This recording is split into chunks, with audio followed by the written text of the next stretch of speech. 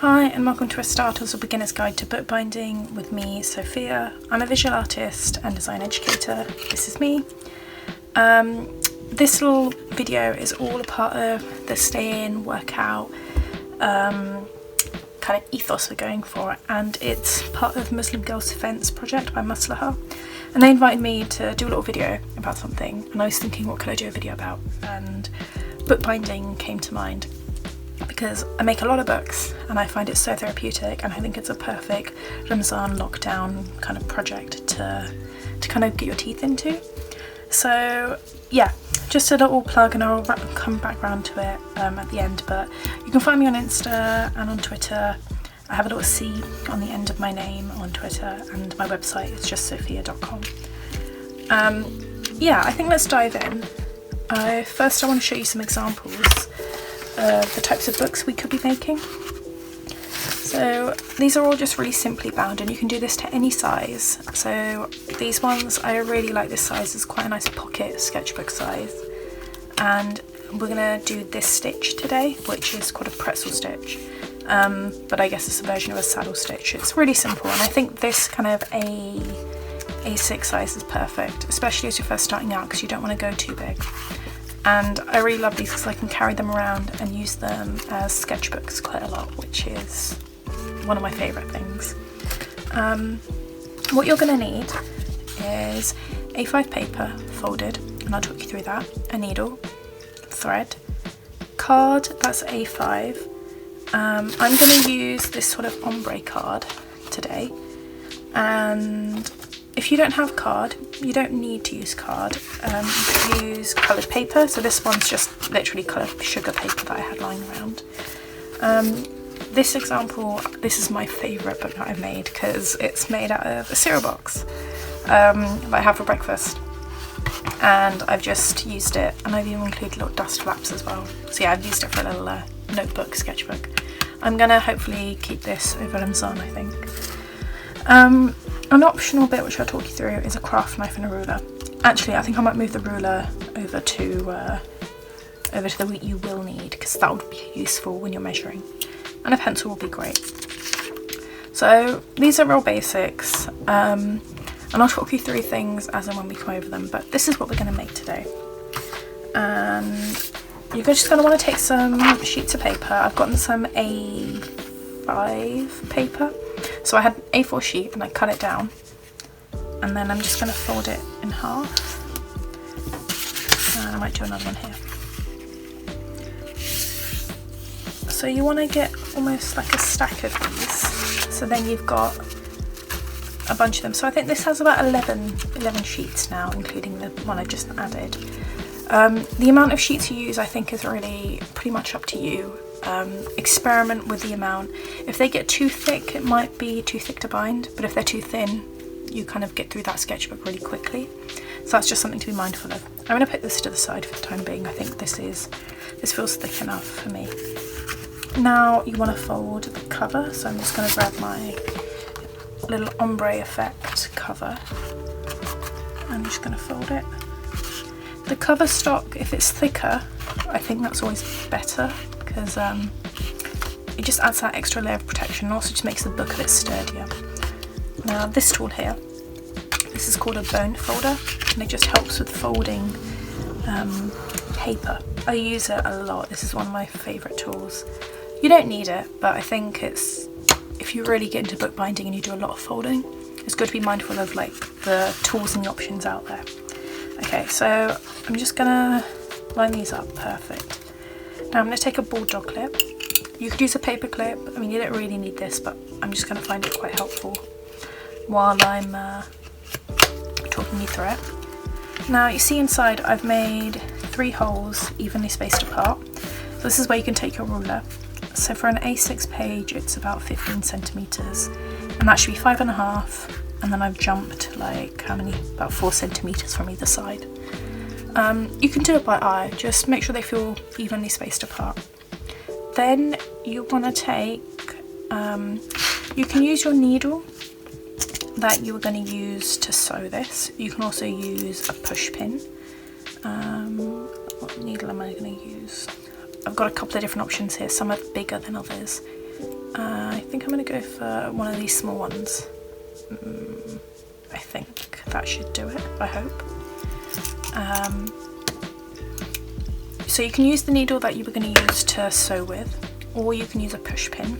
I'm using a tool called an awl, A-W-L, and this is really, because I do a lot of these, I have these tools lying around, but when I first started out I would just use whatever I had to hand.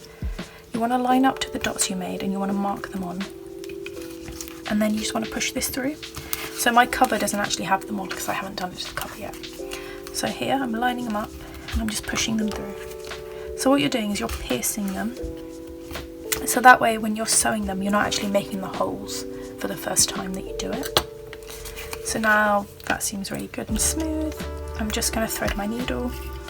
This thread I've got is just linen bookbinding thread, but you can use any thread, and I think I would encourage you to experiment with the type of thread that you're using. You can use, I mean, I've used wool in the past, I've used embroidery thread. I think it's really up to you, and I mean, you could even use ribbon, I think, if you can pierce the holes big enough to allow it to come through. I really encourage you to experiment with different ways of binding. So I've threaded my needle and I've left about this much excess, and notice I haven't actually tied a knot. I'll show you how to do that at the end, because that's my favourite thing to save for the end. So I'm just going to go through the centre hole and I'm going to pull it out. There we go. And I'm going to leave about this much hanging, and I'm just going to use my thumb. I'm just going to use my thumb to keep it down, and then I'm going to dive to this hole here. So you can go either to the top or the bottom. It's up to you. And you want to go through this. There we go. Oh, I didn't go all the way. I'm just going to re-pierce this because I don't think it's lined up perfectly. So okay, wish me luck. I'm going to go into this one. There we go. Super smooth now. And I'm just going to pull this through, and my thumb's going to hold this one down so I can tighten it. Wonderful. Now you can see it there. Look at that. I really like the way the red looks on the blue. I've just pulled it through. Fantastic. Okay, one more time. It's okay to make mistakes. I think as you're kind of going along, you will make lots of mistakes. Even me, that has done this hundreds of times, makes mistakes all the time. I think that's part of the learning process, and that's where you really learn. The more mistakes you make, the better.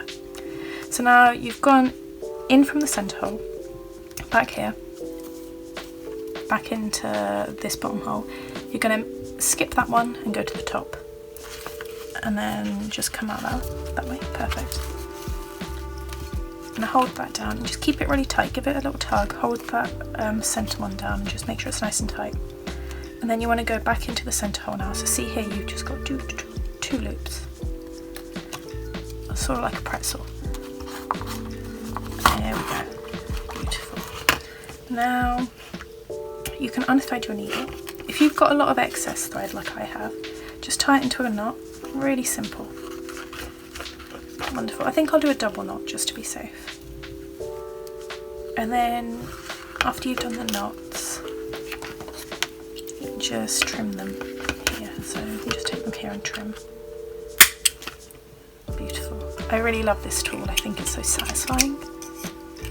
One of my favourite things about bookbinding and generally making and crafting in general is it's just so easy to be very present in this kind of moment. I think that's one of the reasons why I make a lot of books in this sort of way. So I'm just going to take my bone folder and just shore up the creases a little. And then if you look inside, this is one of my most favourite things in the world, is just seeing these three little dots of the binding where it's all kind of stitched in together. And that's pretty much it.